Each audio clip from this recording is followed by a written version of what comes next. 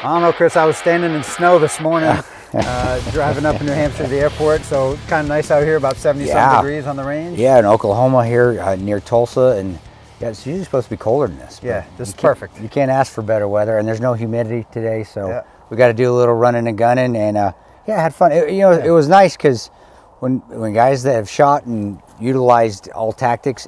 We've never worked together, but you can just jump in with the other person. It all kind of clicks together. It does work. So that was tremendous. Well, so we're going to talk about what we're carrying a little bit. Oh yeah. We've spent a lot of time, a lot of content with specifically talking about everyday carry, but I'm sure people want to know, Chris, what you're carrying and what makes you carry what you carry. When do you carry things like that? What are your thoughts? On that, I think everyday carry or EDC is how we call it. We say it affectionately EDC. Everybody's different, and not one thing is going to work for another person. You have to really figure it out for yourself. And a lot of that with me has been being downrange and having to be covert when you're carrying. Well, it's easier to apply when I come home. Yeah. Now, I'm not going to carry a bunch of stuff that I did downrange. It's just, I'm sorry. You'd like to, but it's not going to happen. But, carrying, and I do like the appendix carry. It's more comfortable. I'm not even going to say it's any faster because, to be honest with you, I'm faster on my draw stroke from my 3 o'clock position, my hip, than I am from my appendix. But that being said, I'm getting older. We just talked about that. Yeah, we just had that conversation. Yeah, we're getting up there. Yeah, I'm with you, man. I'll tell you what, the appendix for me, it's the most concealable option. We're both built similar, so having some appendage on my side is challenging. You print so bad, or you profile your gun. And it is comfortable, surprisingly comfortable. And you still got a lot of people like, man, is that comfortable? But it really, I think it's really comfortable. If you go spend all day on the range, especially us older folks out there, you guys in your 47, 48, 49, and 50 years old, all day on the range with it on your hip, and then all day on the range and next time with the appendix, and I guarantee your back is going to be screaming a lot more when it's on your 3 o'clock position or on that hip. And for concealment, it's hard to beat. It's hard. And it doesn't work for everybody. No. But it's a solid option. What are you throwing in the holster every day? Every day, and here, we'll go ahead and we're not loaded, but we'll go ahead and make sure, because we're always going to make sure we're safe, and we've cleared it. I'm going to go ahead and clear it, turning away. Oh, nice one. And there we go. Look at that. So you're clear. We cleared. Yeah. All right. Gorgeous. And, it's an STI. It's Staccato C.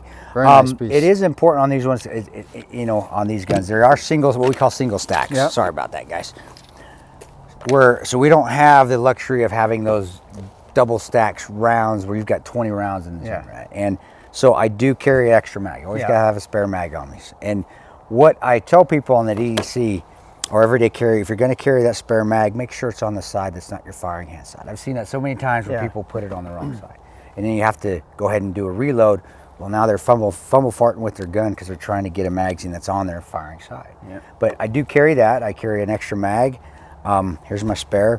And then I always like to have, I don't even call it an edge weapon or a tool or a knife. I call it a tool. It really is. It's just a tool. We're on the same page. But if you need it as a backup, of course, or maybe it's your primary, God forbid you ever have to get in that intimate setting that you may have to use this thing, it's a great tool. I like it for opening my mail and getting out. Exactly. Yeah, that's what I use mine for. Yeah. I'll tell you what, you brought up a good point, with the single stack. And, so many folks, I guess maybe I'm one of them, running a double stack Glock most of the time. Is there anything wrong with a single stack? Not at all. I mean, that's still a substantial amount of ammunition. You've got 9 rounds in there, and that's plenty for.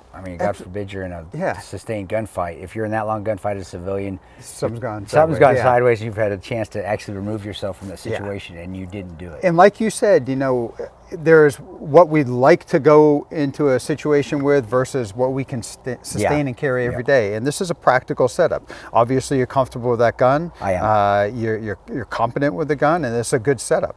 So this gets it done. This is what you like to carry. Yeah, it does. And I do like it. And it's all preference. Some of the Glocks or even some of the SIGs that you have out there are a little bit bulkier fuel. And I'm not a big guy. In my hands, I got skinny fingers. I like that feel of that, which is it's based off a 1911 platform. Yeah. So you've got that thin, and it feels better in my hand. I'll tell you what, there's no gun that feels better in my hand than a 1911. I know. I don't carry them or shoot them much, but I'll tell you what, I do love them. I wish we could conceal those. I know. Conceal those How things. about what's Kris got on them? around the house. Is there another Sure. option you have if you're not carrying this? Is it something Well, smaller? you know, and that's one thing on a double stack gun. I do have a P365. Yep. I do have a what a great little gun. and they're comfortable. Yeah, They're not easy to shoot, guys. That Yeah. spring is so stiff, and you really have to practice at it. But they're probably the most comfortable gun that I have. You carrying that appendix too? If I you're do carrying that. it? Yep, Yeah, I do carry yeah, that appendix as well. That's the other one, and then of course I have a few Glocks around the house too, and around the house locked up. Make sure we point that out. But that SIG, that 365, It's a nice gun. and it's so easy to conceal. Yeah, And yeah. I don't know if you have that same problem, but the skinnier you are, the harder it is to tough. conceal the Yeah. gun. They think it's the opposite. It's really seasonal for me. Like you know, up in New Hampshire, you know, it's almost like in the winter season, I can definitely carry a little bit more gun and a little bit more gear. you got more cover. You got more Exactly. stuff you But can I do. mean, you know, when it's 80 degrees out and in shorts and a flip flop, it kind of narrows down what I'm going to carry. You know, so Yeah. Well, my thing too is, and I don't know if you're the same way. I do have to carry it very low, Yeah. or else I will print. Yeah. I will. You're going to be able to see that. Yeah. See my grip. Yeah. What I recommend though is if you have to do that, which I do, if I don't carry it low enough, you're going to see it all the time. And I guess I got to put on more weight. Maybe that would help. but you do have to practice with it. Yeah. Because there is a different where you really have to dig your thumb in there and get Yeah. that thing out. But I get your gun out because your holster is riding very low in your holster Yeah. on your midsection. How about this? Something I think a lot of people would be interested to know, especially from you with your experience. We can all assume, but why does Kris carry? Why do you carry? Why do you have a gun on you? You know, I've 95. I think we talked about that. You joined in 94. I joined in 95. A firearm or a gun, whatever you want to call it, guys. I know we got different names for it. A firearm or a gun, however you want to say it. It became a part of our life. It became like another appendage. It did. We weren't worried about. You know, we were always going to be safe with it. We were going to learn how to shoot it. But over the years since 1995 of me using and carrying a gun, carrying a firearm, now I feel naked when I don't have it. Man, I'll tell you what. Yeah. Yeah. I mean, I'm sure you feel the same way. So true. Yeah. And so that's why. Am I looking for that situation to use it? No. I never want to. I don't want to use this thing ever again. Yeah.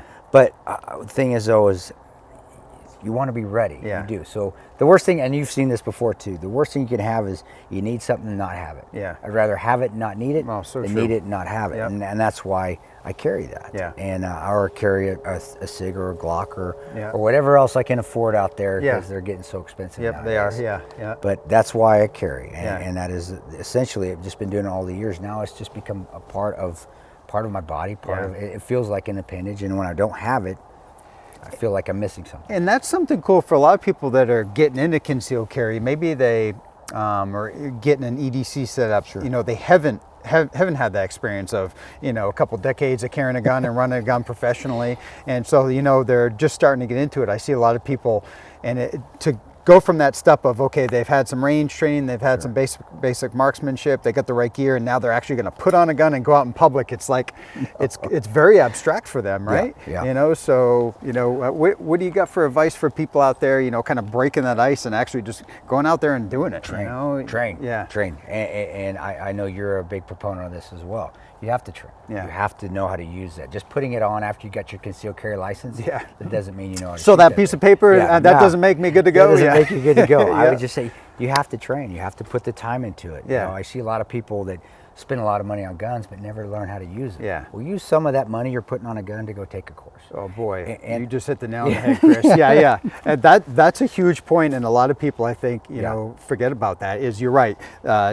Expensive gun, top of the line holster. It looks great. All the mags, the best ammo, and you know, and zero money in either training. range time for themselves. Yes. You know, just getting a membership at a gun club or a local Which range. that's a or good actually, starting point. Yeah, That is a great start. or actually taking a formal class, learning Yeah. from some professionals, right? And I would highly recommend take it from all different instructors. Yeah. I'm not. There are people out there who's taking classes from me that maybe I wasn't their type of instructor. Maybe I wasn't clear. Because if you haven't realized already, Adam, I ramble a lot, obviously.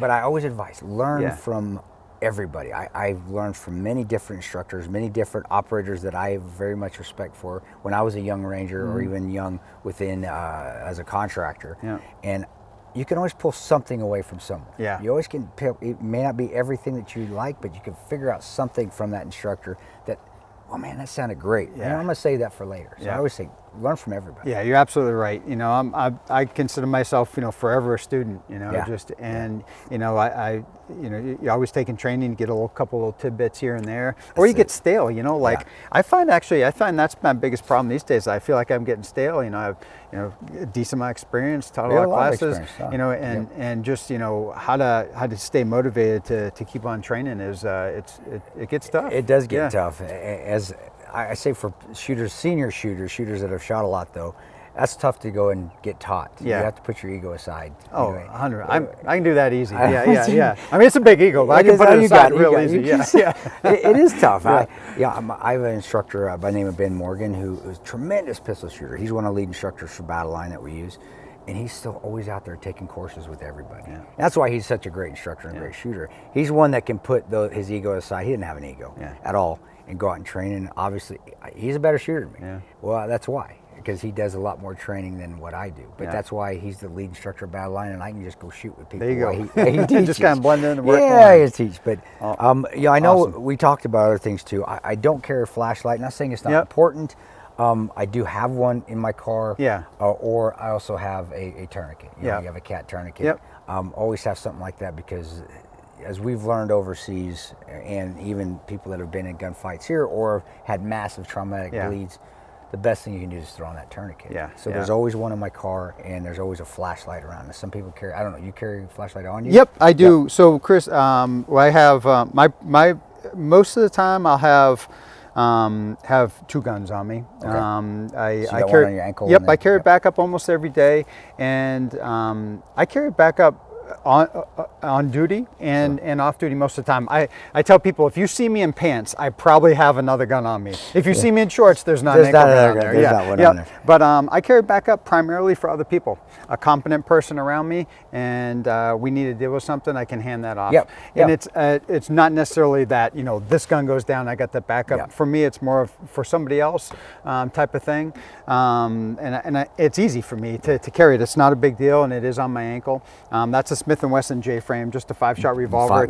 It's been my go-to for a whole lot of years, just in a Galco ankle safe down there. How did you get used to carrying it on your ankle? And how long did it take to where it just didn't feel like there was something growing off the side of my ankle? It was a long time ago. You can see all the sockling on there. Revolvers are beautiful. Oh, I'll tell you what, I love revolvers. And for ankle with me, I got to be over 20 years now carrying an ankle gun. Was it awkward then when you first started carrying it? Did it feel like something? It was, because the first ankle gun I started carrying was a Ruger SP101 357 Magnum, which is only a 5-shot, but it's a solid stainless steel throat anchor. So that was my first ankle gun. So I got used to that, and then I transitioned to a J-frame. I had a Glock 26 on my ankle for a while, had a SIG 938 and 238 on my ankle for quite a while, but I always gravitate back to the J-frame. So that, and then primarily I'll have, and I'm a plainclothes detective, so my on-duty and off-duty is pretty much the same thing.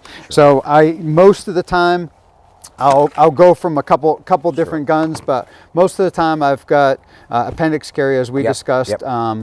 Typically with a Glock 19 with the spare mag, or a Glock 43 with a spare mag. I run that a lot, especially if I'm wearing maybe just a t-shirt and I can't get the whole Glock 19 in there. Glock 19s, they're good guns, but they really are weak to carry down range. It's a wide gun. They're hard to hard to conceal. So I got to suck it in a little bit to get it done. And as far as ancillary gear, since I got something on my left ankle, I pretty much have always, I'd say probably going on 20 years of having something on my other ankle, which is going to include a spare mag, a flashlight, handcuff key, and then I carry a speed strip for my revolver. So that is almost every day. However, you know, there are plenty of days that I'm out and about, not really out in town, so to speak, but where I just got the J-frame on me.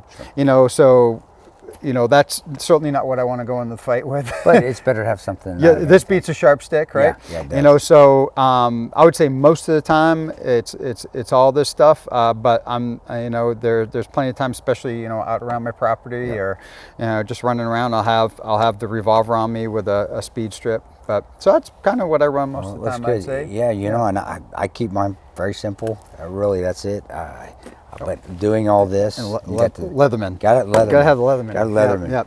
Leatherman's are great tools again, guys. And having one on your hip, or having one on your belt, or having one that you can keep in your pocket, like Adam does. they're great tools to have. And you gotta have phones and your TikToks. Oh, you gotta have you gotta have your TikTok. Where's my phone? I actually left my phone in the car. I guess that is an EDC, except for today during this because I don't want to look at that damn thing. So, guys, to kind of wrap this conversation up a little bit, EDC, everyday carry, is what you make it. You know, I'd say the most, probably the most substantial, the key thing about the EDC is the gun, right? It is. You know, but a lot of times, you know, people can't carry a gun for legality reasons or jurisdictions, or don't have a permit in whatever town or state they're going into. So, you know, have something, you know, an edge tool. It's always or good to have an edge weapon, or even they make those pins now that you actually something. Yeah, something, a pin that you can, I don't say jab somebody with, but really get you out of something, right? They do. Yeah. Have something on you that you can use to defend yourself. It's always good. It's better to be prepared than not prepared. And I said with Adam's stuff here, and you see how he carries, and then mine with my concealed and my little inside the waist holster. What I'm going to tell you is you got to train. We talked about you got to train and know how to use your gear. I know if I threw that on that Adam has right there with the magazine, it's going to feel uncomfortable because I don't carry an extra spare mag in my appendix. But I'm going to train with it to where it feels comfortable. Yep, so you got to just keep training. So get out there and, you know, experiment a little bit. And there's a lot of evolution with this stuff. You know, I'm sure we've both gone up and down on what we're carrying, what we're not carrying. You'll find what's comfortable, what's not. So, you know, don't be afraid to get something on. You know, get out there with it, see if it works for you, and you know, and be safe and train. You know, training's obviously paramount to all this. So that's how you get better. Awesome. All right, man. God bless you all. Never quit, guys.